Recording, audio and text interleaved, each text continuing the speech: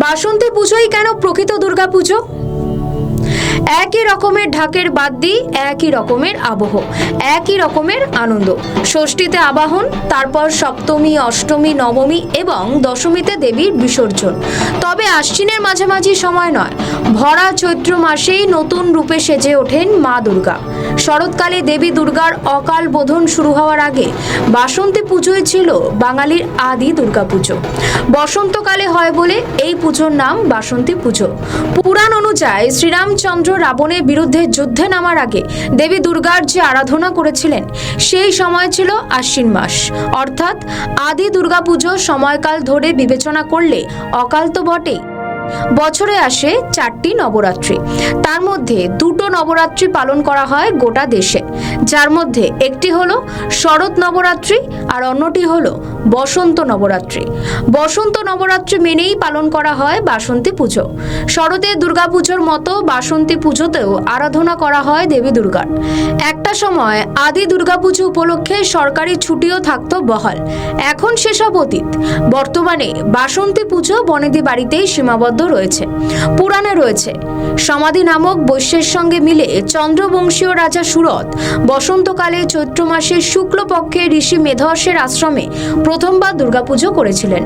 বসন্তকালে দেবীর বন্দনা করা হয়েছিল বলে নাম হয়েছে বাসন্তী। সেই নাম বাংলায় ছড়িয়ে পড়ে মহামায়া নামে। এমনকি দেবী দুর্গার প্রথম পূজারী হিসেবেও চণ্ডীতে রাজা সুরতের কাহিনী উল্লেখ রয়েছে। চলতি বছরে কবে থেকে শুরু বাসন্তী পুজো?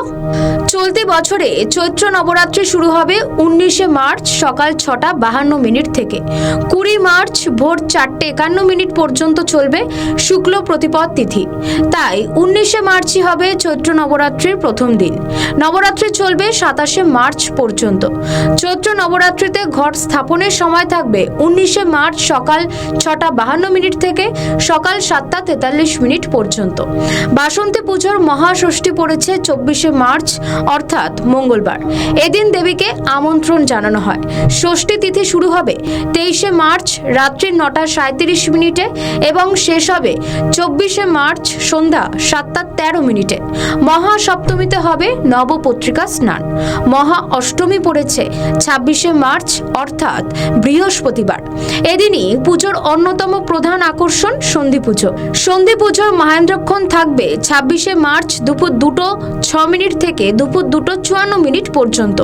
মহানবমী পড়েছে 27শে মার্চ, অর্থাৎ শুক্রবার। 27শে মার্চ নবমী তিথি শেষ হবে দুপুর 12:21। দশমীতে হবে দেবীর বিসর্জন। মূলত সময়ের সঙ্গে সঙ্গে শরৎকালের পুজো বর্তমানে এগিয়ে গেলেও শাস্ত্রীয় ঐতিহাসিক দিক থেকে বাসন্তী পুজোই হলো বাংলার আদি ও আসল দুর্গাপুজো।